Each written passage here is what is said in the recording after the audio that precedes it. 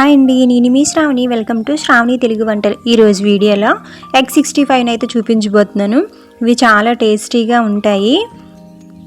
Eggs boil అయిన తర్వాత chicken తెచ్చేసుకుంటే ఈ ఎగ్స్ని ఏం చేయాలా అనుకుంటున్నారా? ఇలా 65 అయితే ట్రై చేసేయండి, చాలా బాగుంటుంది. మరి ఎలా చేయాలో చూసేద్దాం రండి. ముందుగా స్టవ్ ఆన్ చేసి ఒక గిన్నెలోకి 6 ఎగ్స్ని తీసుకొని ఉడకడానికి సరిపడా నీళ్ళు వేసి 1 స్పూన్ సాల్ట్ వేసుకొని 20 నిమిషాల పాటు ఉడికించుకోవాలి.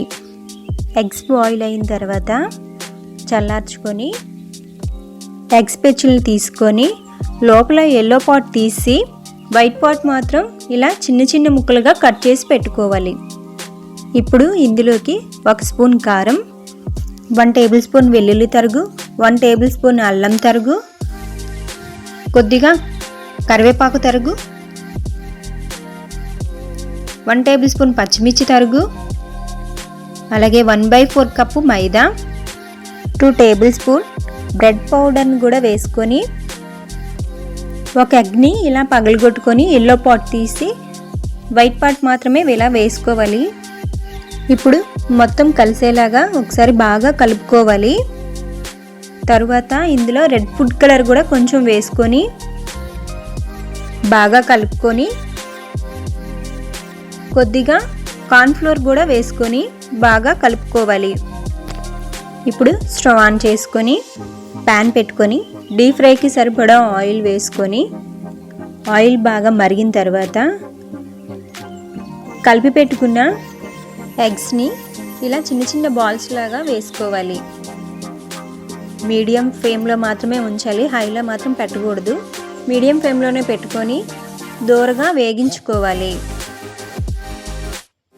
ఇలా ఎర్రగా వేగిన తర్వాత ఒక ప్లేట్లోకి అయితే తీసుకొని పక్కన పెట్టుకోవాలి.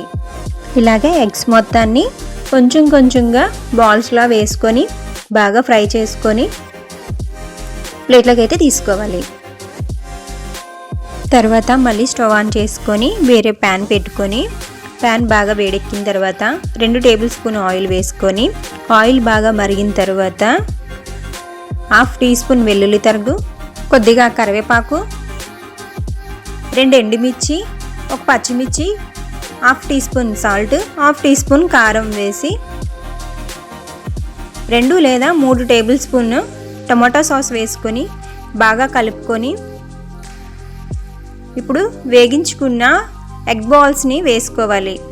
వేసుకొని బాగా కలుపుకున్న తర్వాత లాస్ట్లో కొద్దిగా కొత్తిమీర వేసి 2 లేదా 3 నిమిషాల పాటు వేగించుకొని ఒక ప్లేట్లో సర్వ్ చేసుకుంటే ఎంతో టేస్టీ అయినా ఎగ్ 65 అయితే రెడీ అయిపోతుంది.